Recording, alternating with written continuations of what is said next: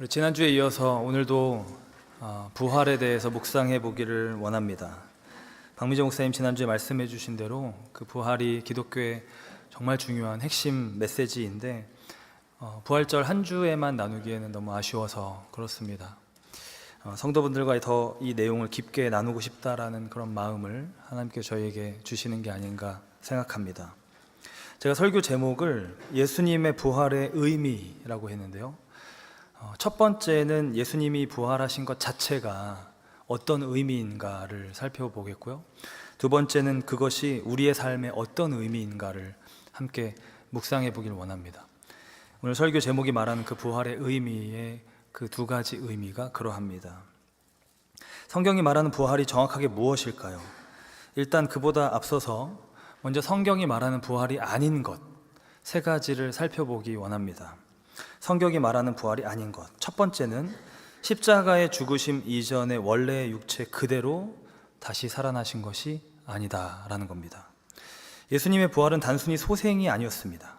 십자가에서 죽으시기 전에 그 육체 그대로 다시 사신 것이 아니었습니다. 아, 그래요? 라고 하실 분이 있으실지 모르겠는데요. 교회에서도 부활에 대해서 때로는 막연하게 이야기하기 때문에 그러실 수 있습니다. 성경이 말하는 부활은 십자가 전에 예수님께서 제자들과 함께 지내실 때 그 몸 그대로 다시 사신 부활이 아닙니다. 한마디로 나사로와 똑같은 부활이 아니었습니다. 나사로는 부활에서도 얼마간 다시 살다가 죽게 됐죠. 그건 부활이긴 하지만 일종의 소생인 거예요. 그러니까 죽었다가 다시 살아났다가 결국 다시 죽는 겁니다. 야이로의 딸도 그렇고요. 예수님은 그런 부활이 아니셨습니다. 다시 죽는 부활이 아니었고요. 영원히 사는 몸의 부활이었습니다. 다시 죽지 않으셨잖아요, 그죠? 승천하셨죠. 구약에도 물론 승천한 사람들이 나옵니다. 들려 올라갔다라고 기록된 에녹, 또 엘리야도 있지만 그들은 예수님이 경험한, 예수님이 보이신 그 부활을 경험한 것이 아니었습니다.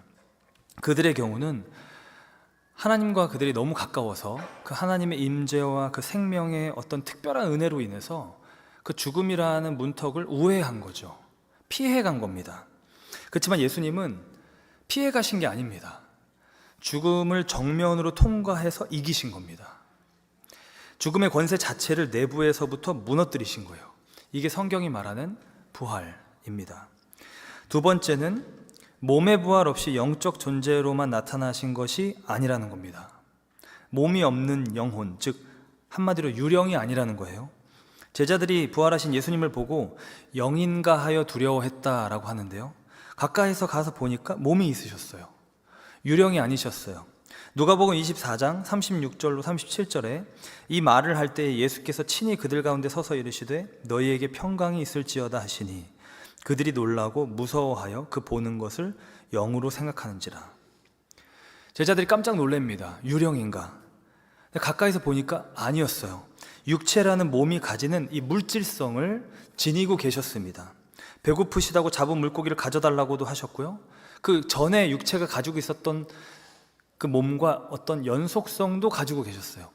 그 대표적인 예가 십자가를 지시면서 받으신 그 손과 옆구리의 상처를 만져보라고 하신 장면입니다. 분명히 육체의 부활이었습니다. 세 번째, 마지막 세 번째는요, 제자들 가운데 집단적으로 나타난 일종의 환상이나 환각 혹은 주관적 체험이 아니었다는 겁니다. 부활을 도저히 못 믿겠다고 하는 사람들이 간혹 이렇게 주장합니다. 아니, 당시에 제자들이 십자가라는 너무나도 큰 충격을 받았다 보니까 예수님이 부활할 것을 너무나도 원해서 단체로 무언가 환각을 본 게 아니냐. 글쎄요, 예수님이 부활하셔서 500여 제자들에게 나타나셨다고 하는데 그 500명이 전부 그랬을까요? 그렇게 생각하기엔 일단 사람이 너무 많고요. 그 컨텍스트가 너무 다양합니다. 오히려 환각이라고 믿는 것이 도리어 주관적인 바램 같다는 생각이 듭니다. 그러니까 예를 들어서 어떤 한두 사람이 숲을 지나가다가 아지랑이가 이렇게 올라오고 햇빛이 비쳐서 그 나무 그림자에 어떤 사람 모양 비슷하게 나오는데 심지어 바람 소리까지 나면서 그 소리가 사람 목소리처럼 들려요. 너도 들었어? 나도 들었어. 예수님 아니야? 하는 상황이 아닌 거예요. 자기 바람이 투영된 무언가 비슷한 걸 끄집어 와서 믿고 싶어 하는 그런 모습이 아닌 거예요. 누구는 무덤 앞에서, 누구는 닫힌 집에서, 누구는 또 엠마오 길에서 너무 많은 사람들이 예수님을 보고요, 너무 많은 사람들이 예수님과 대화를 하고 떡을 떼고요, 그 못자국을 만져보고요, 도저히 못 믿겠다, 의심에 의심을 거듭하면서 결국 확인을 했었어야 했습니다. 주관적인 환상이 아니었다는 거죠. 그리고 결정적으로 무덤이 비어 있었습니다. 십자가에서 죽임당하신 그 육체가 없어졌습니다. 그러니까 시체는 그대로 있고 내가 뭔가 환상을 봤다가 아니고요, 무덤 자체가 비어져 있었던 거예요. 그러니까 당시 유대인들에게 있어서 이 예수님의 부활을 생각할 때 이 두 가지 조건이 다 있어야 됩니다.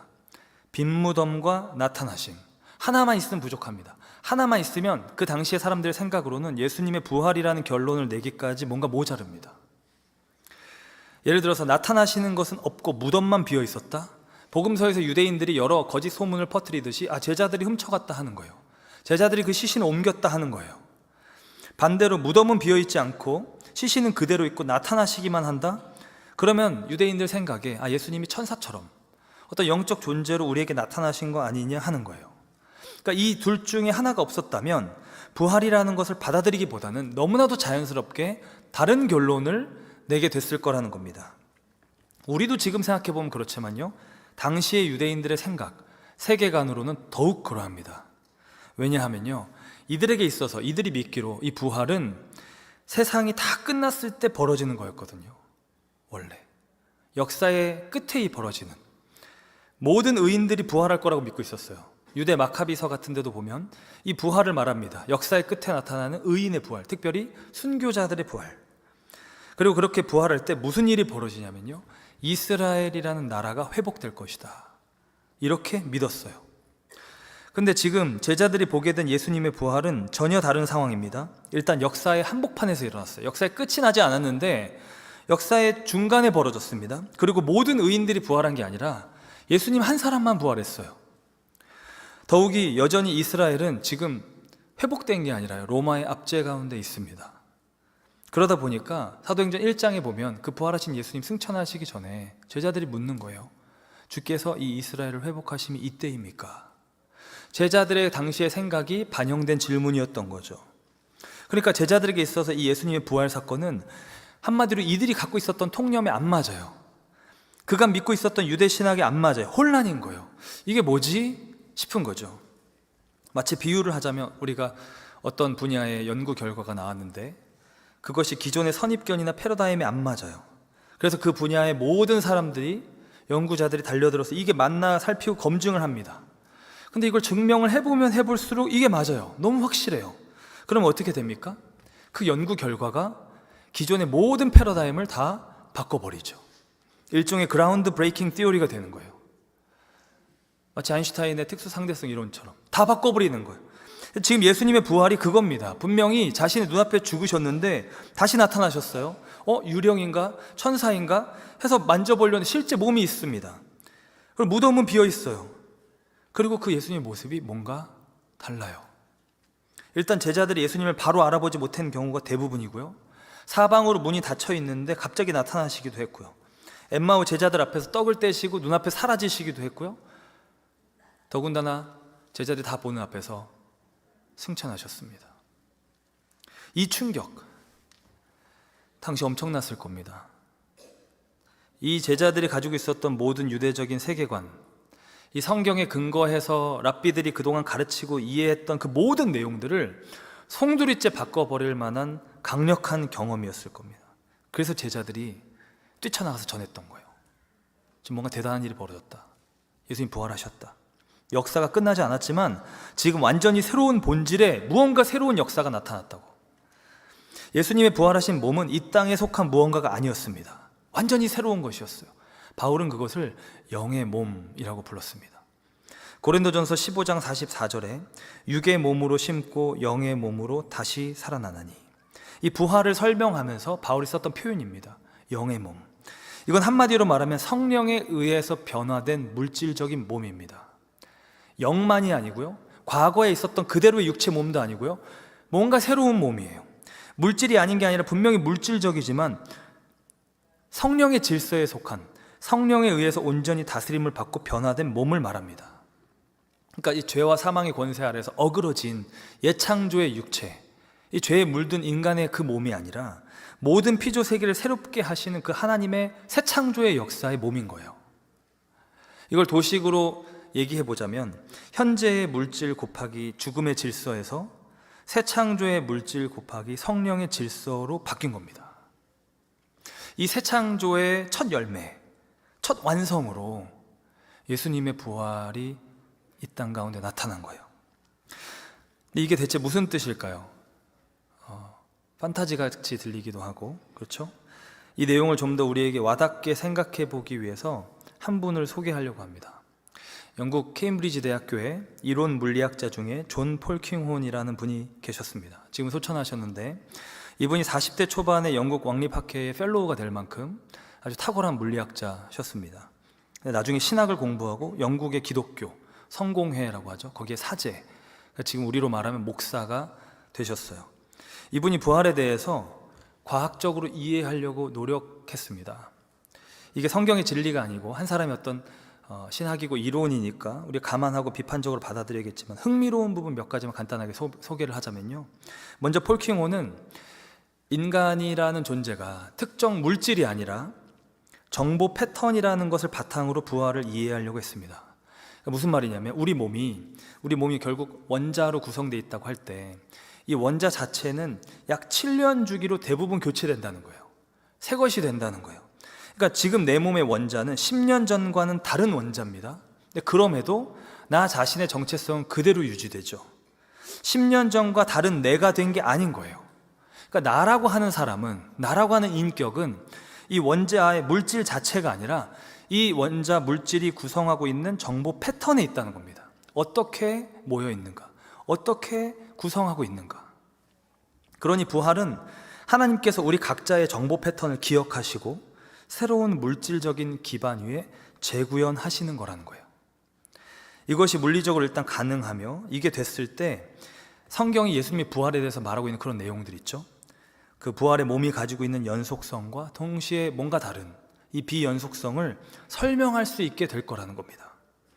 더 나아가서 폴킹호는 비국소성 얽힘 같은 멀리 떨어져 있지만 서로 이게 얽혀 있으면 동시에 반응하는, 함께 연결돼 반응하는 이런 양자역학에서 말하는 여러 내용들을 통해서 이 양자역학적인 실제가 우리가 그냥 흔히 생각하고 있는 이 시공간의 개념이나 물리학의 개념과 맞지 않지만 그 실제가 이 기존의 우리 세계 위에 다른 층 위로 존재하듯이 예수님의 부활이라는 이 새 창조의 실제 역시 현재 물질 세계 위에 다른 층 위로 존재할 수 있다고 보았습니다.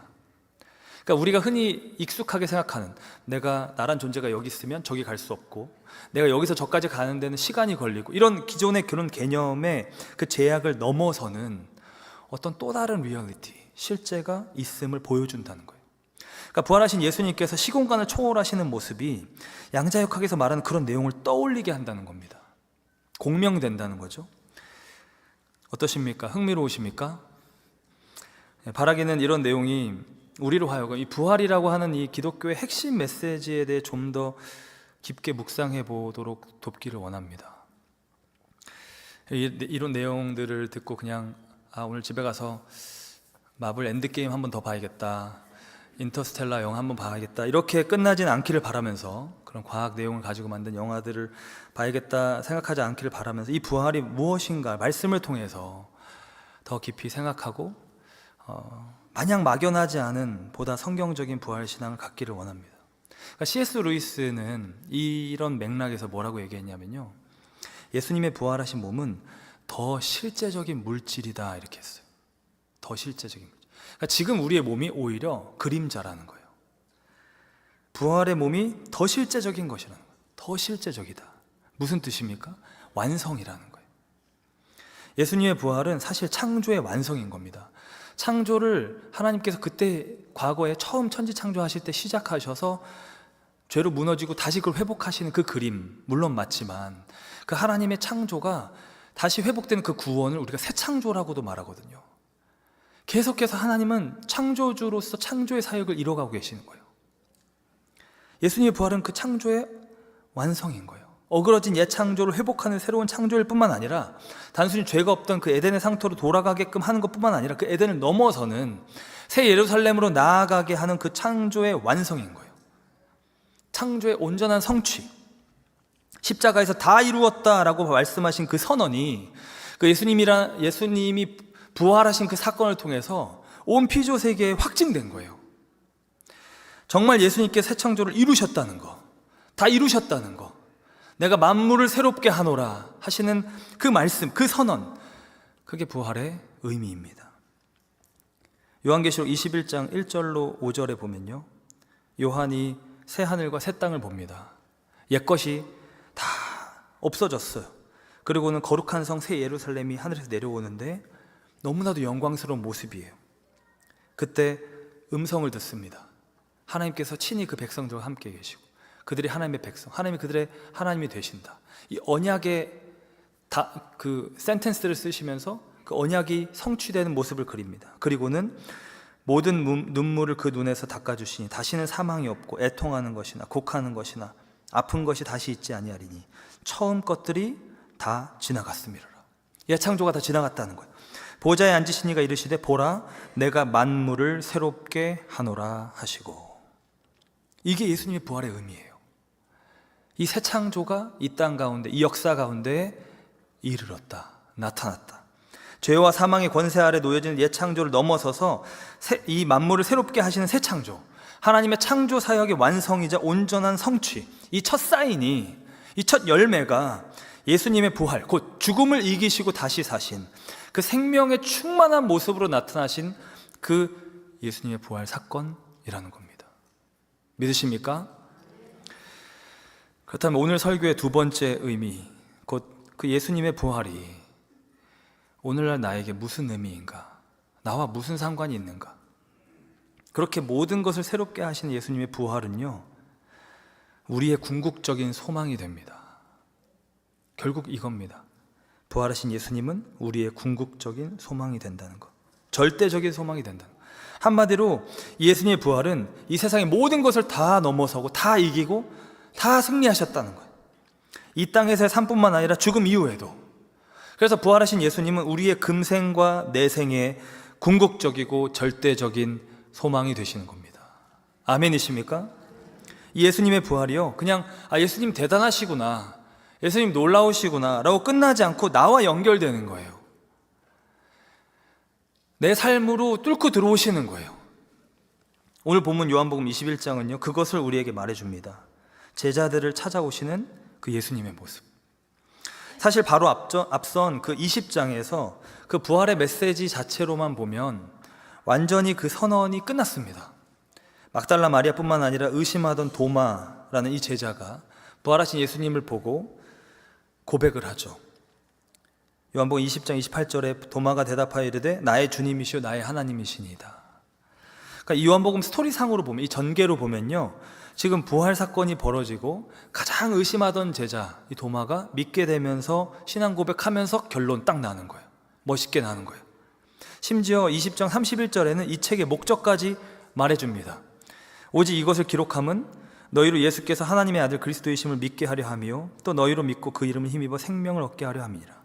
마치 책이 다 맞춰지는 느낌이에요. 이렇게 부활의 모든 이야기, 제자들이 믿게 된 이야기, 신앙 고백을 선언하면서 이 책을 통해서 너희도 생명을 얻기 위해서 이게 기록된 것이다 하고 마치면 딱 좋은 그 그림인데요, 이렇게 다 요한복음의 내용이 다 끝나는 상황에서 오늘 본문 21장이 마치 에필로그처럼 등장합니다. 근데 사실 그저 에필로그가 아니에요. 다 완성된 이 예수님의 부활이라는 이 하나님의 스토리가 우리 삶에 들어오는 거예요. 하나님이 완성하신 그 놀라운 이야기가 우리의 삶에 뚫고 들어오기 시작한다는 거예요. 그걸 말하는 겁니다. 오늘 본문은 실패한 제자들이 다시 디베랴 호수, 곧 갈릴리 호수로 돌아가는 장면으로 시작합니다. 그 호수로 돌아가서요, 3절에 보면 시몬 베드로가 나는 물고기 잡으러 가노라 하니 그들이 우리도 함께 가겠다 하고. 예수님이 부활하신 건 알겠는데, 그분이 진짜 대단하신 승리를 하신 건 알겠는데 나는 여전히 실패자예요. 예수님은 그 수치를 다 이기시고 영광 가운데 나타나셨는데 나는 여전히 그 수치스러운 과거가 나를 붙잡고 있습니다. 그렇게 부활과는 전혀 상관없이 그냥 저냥 사는 제자들의 모습이 나타납니다. 그리고는 자기의 원래 그 삶의 자리, 그게 갈릴리 호수인 거죠. 이들에게 거기로 돌아간 거예요.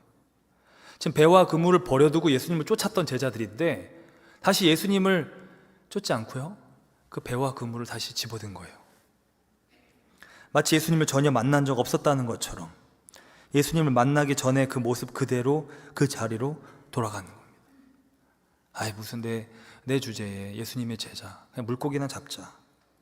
그렇게 밤새 그물을 던지지만 잡지 못하던 와중에 동이 틀 때쯤 예수님이 그들에게 찾아오십니다. 그들은 예수님을 바로 알아보지 못합니다. 예수님 바닷가에 서셔서 그 배에 타 있는 제자들에게 고기 잡았냐고 물으시고요, 못 잡았다고 얘기하니까 배 오른편에 던지라고 말씀하세요. 그리고는 그 그물에 들을 수 없을 정도로 고기가 많이 잡힙니다. 어라, 이 상황 어디서 봤던 상황인데 예수님이 제자들을 처음 부르실 때 벌어졌던 상황입니다. 누가복음 5장에 나오죠. 그때 영적으로 밝은 요한이 예수님인 걸 알아봅니다. 그리고 베드로한테 말합니다. 주님이시다. 행동파 베드로는 바로 바다로 뛰어듭니다. 그렇게 제자들은 모두 육지에 결국 올라와서요, 그 부활하신 예수님을 다시 한 번 더 만나게 됩니다. 올라와 보니까 숯불이 피워져 있었어요. 여기서 이 숯불을 가리키는 단어가 안드라키아인데요, 신약 성경에서 딱 2번 쓰였습니다. 한 곳은 지금 이 본문이고요, 또 한 군데가 어디냐면 요한복음 18장입니다. 거기 17절 18절에 문 지키는 여종이 베드로에게 말하되 너도 이 사람의 제자 중 하나가 아니냐 하니 그가 말하되 나는 아니라 하고 그때가 추운 고로 종과 아랫사람들이 불을 피우고 서서 쬐니 베드로도 함께 서서 쬐더라.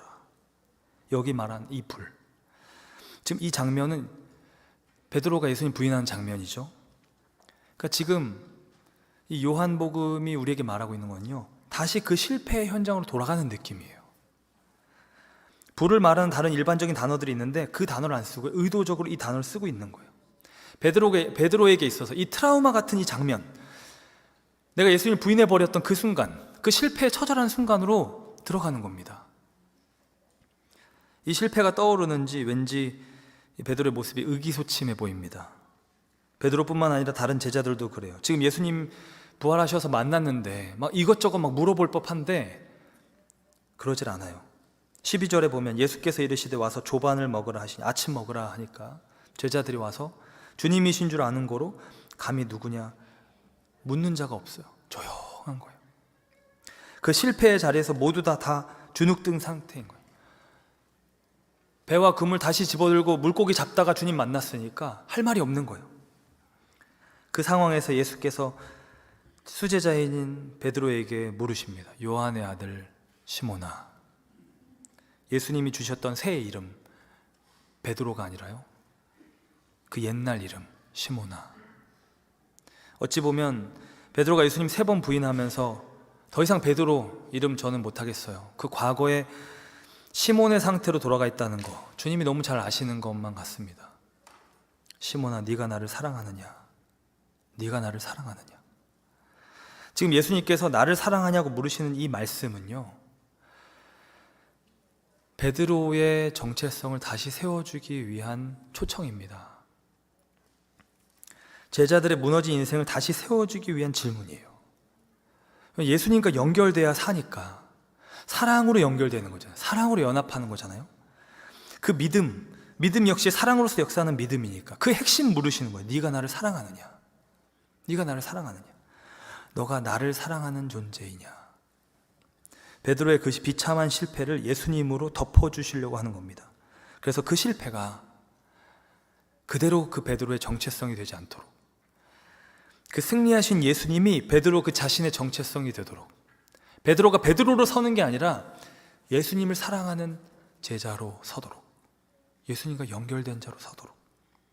베드로가 대답합니다. 네 주님, 내가 주님을 사랑하는 줄 주님이 아십니다. 예수님 말씀하시죠. 내 양을 먹이라. 지금 베드로의 이 사명이 회복되는 겁니다. 삶의 목적을 되찾는 거죠. 자기 자신을 되찾는 겁니다. 그러니까 자기 스스로는 도저히 감당하기 어려운 그 실패와 수치가 있지만 그것이 아무리 깊더라도, 아무리 깊더라도 그 모든 것을 다 덮는 궁극적인 소망이 되시는 예수님을 만나는 거예요. 그 부활의 의미는 결국 오늘 우리에게도 똑같이 다가옵니다. 결국 예수님이 궁극적인 소망이시라는 거예요. 어떤 상황에서도, 심지어 죽음 가운데서도.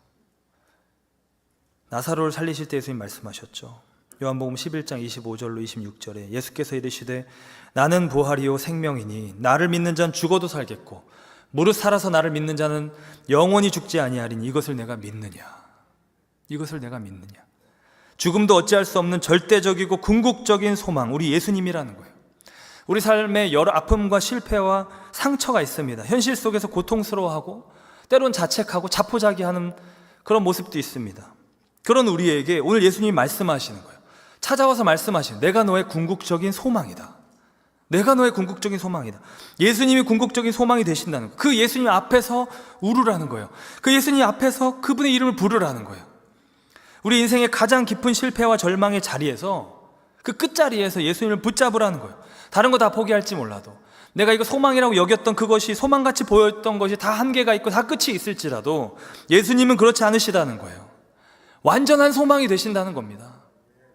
내 가정, 내 일터, 내 삶의 자리에서 그 하나님의 소명, 나를 이 땅에 보내신 목적, 나를 지으신 목적, 그거를 다시 찾도록, 그걸 살아내도록 나를 새롭게 하시는 것이, 그렇게 나를 새롭게 규정하실 수 있는 정도의 역사가 바로 부활하신 예수님 안에 있다는 거예요. 이 땅에서 현실 안에서 살면서 이 은혜를 경험하는 게, 지금 제가 드리는 이 말처럼 이렇게 쉽지 않고 잘 안 되는 경우가 있을지라도 여전히 이 예수 그리스도의 부활 생명을 누리는 만큼 우리의 삶이 새로워질 거라는 겁니다. 우리의 육체의 질병이 있어서 이 땅에서 결국은 우리가 병들고 죽는다 할지라도 그게 끝이 아니라는 거예요. 죽음 이후에도 심지어 예수님이 소망이라는 거예요. 우리가 살고 있는 이 시대, 이 나라가 어떤 면은 선하고 어떤 면은 어그러져 있고 할지라도 예수님을 반영하는 만큼 소망이 될 거라는 겁니다. 이 땅에 완벽한 교회가 없을지라도, 여전히 연약한 교회들의 모습이어도 이 교회가 예수 그리스도의 부활 생명을 반영하는 만큼 이 땅에 소망이 된다는 겁니다. 결국 무엇을 말합니까? 궁극적인 소망은 예수님이시라는 거예요. 그리고 그 예수님이 우리의 삶에 찾아오신다는 거예요. 그 예수님을 붙잡으라는 거예요. 그 예수님을 믿으라는 거예요.